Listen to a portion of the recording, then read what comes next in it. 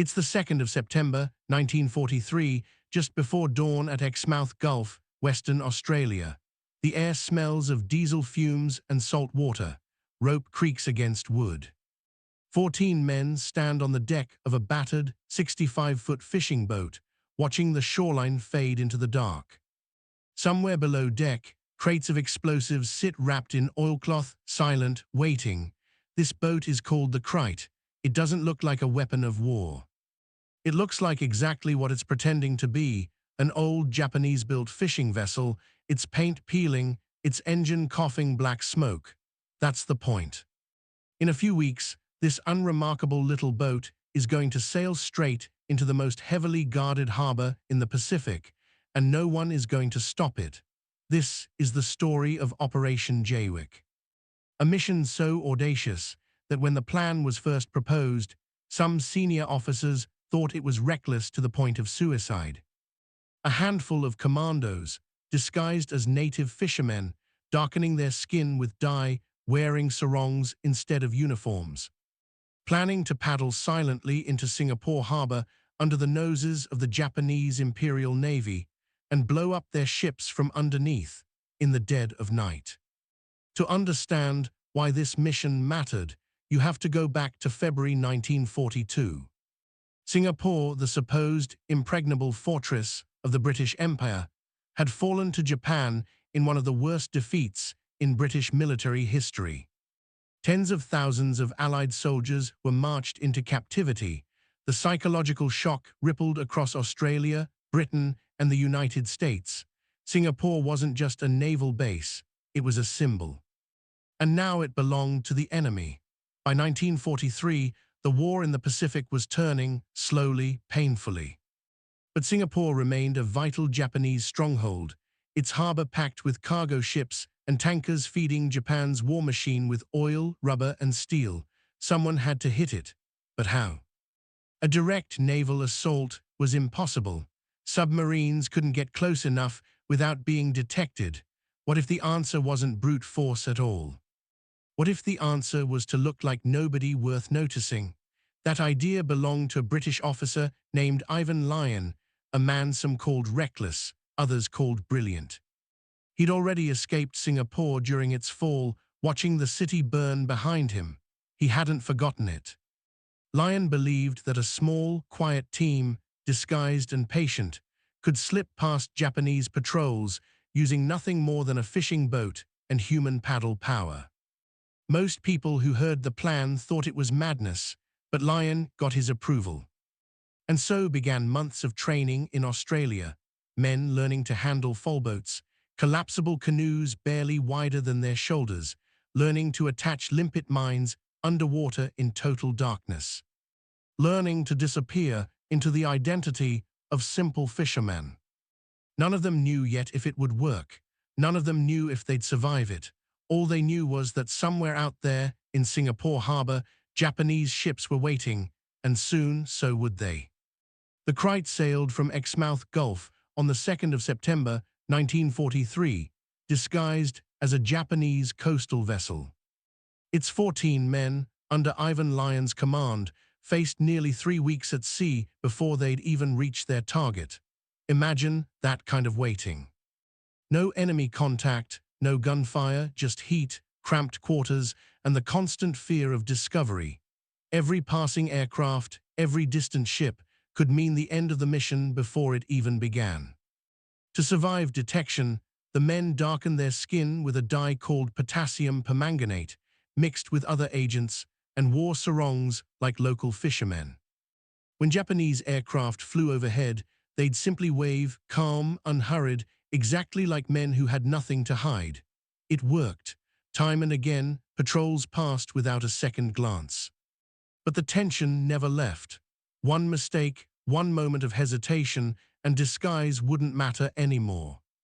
By mid-September, the Krait reached the WWII archipelago, close enough to Singapore that the real danger began. Here, the mothership could go no further without risking exposure. So on the night of the 18th of September, 6 commandos climbed into 3 collapsible foalboats, flimsy canoes made of canvas and wood, and paddled into the darkness toward Singapore Harbour itself.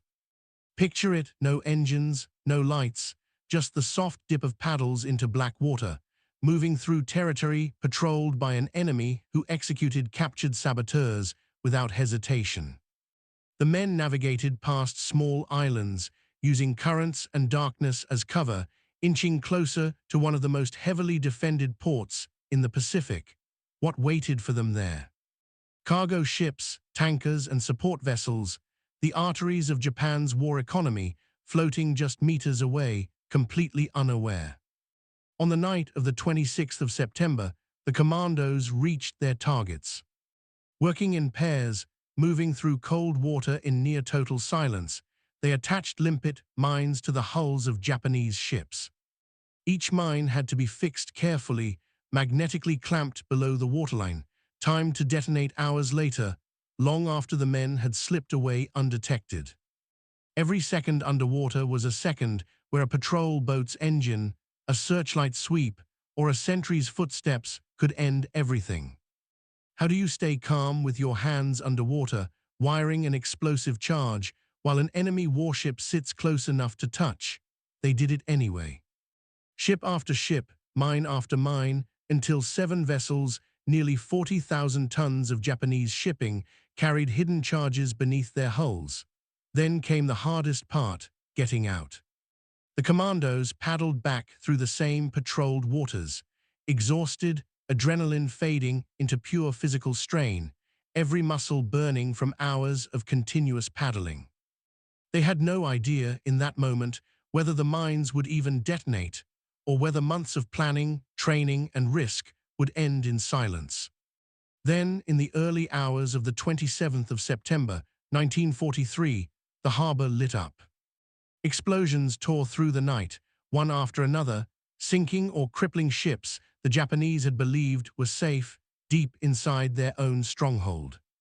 For the first time since Singapore's fall, Japan's sense of security in that harbour was shattered, not by warships, not by bombers, but by a handful of men in canoes.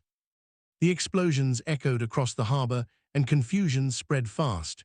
Japanese forces scrambled to understand what had just happened. Was it sabotage, an air raid, a submarine attack? They found no enemy ships, no aircraft, no obvious cause, just burning wrecks and unanswered questions. The truth was almost too strange to believe. A fishing boat and a few canoes had done what battleships couldn't.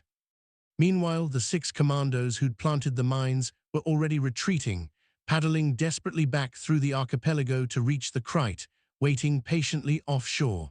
Every hour mattered now. Japanese patrols would soon be searching every inlet, every island, for whoever was responsible.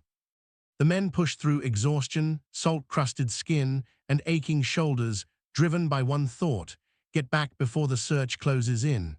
Against extraordinary odds, they made it. One by one, the foalboats reappeared out of the darkness, and the exhausted commandos climbed back aboard the Krait. There was no time for celebration, only quiet relief, and the long, tense journey home still ahead of them.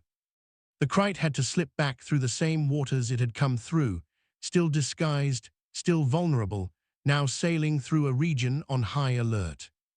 For days, the small boat carried its exhausted crew back toward Australia, moving carefully, avoiding shipping lanes, trusting the same disguise that had gotten them in. Japanese forces, still hunting for the culprits, never suspected the humble fishing boat chugging quietly past their patrols. On the 19th of October, 1943, the Krait finally returned to Australian waters. All 14 men who had set out had come home, not one life lost. The impact of Operation Jaywick went far beyond the ship sunk in Singapore Harbour. For the Japanese, it proved that even their most secure strongholds weren't truly safe, that danger could come not from the sky or the sea, but from ordinary-looking boats and human courage alone. For the Allies, it was a rare moment of triumph built not on firepower, but on patience, disguise, and nerve. Operation Jaywick remains one of the most daring special operations of the Second World War, a mission where the greatest weapon wasn't a torpedo or a bomb, but the willingness of a few men to risk everything, paddle silently into darkness, and trust each other completely. Ivan Lyon would go on to lead a second, more ambitious raid on Singapore in 1944, Operation Rimau, a mission that tragically would not end the same way. But that's a story for another day. What Operation Jaywick left behind was proof of something simple and enduring, that courage doesn't always look like charging into gunfire. Sometimes it looks like sitting quietly in a canoe, hands steady in cold water, faith placed entirely in the men beside you. Today, the Krait itself still exists, preserved in Sydney, Australia, a quiet reminder of just how much 14 ordinary men accomplished with an old fishing boat and extraordinary resolve. If a mission like this had failed, history might have remembered it only as a footnote. Instead, it became a legend of quiet, calculated courage, the kind that rarely makes headlines, but changes the course of war all the same. If this story moved you, let us know in the comments, and if you want to hear what happened next, when Ivan Lyon returned to Singapore one more time, stay close. That story is coming.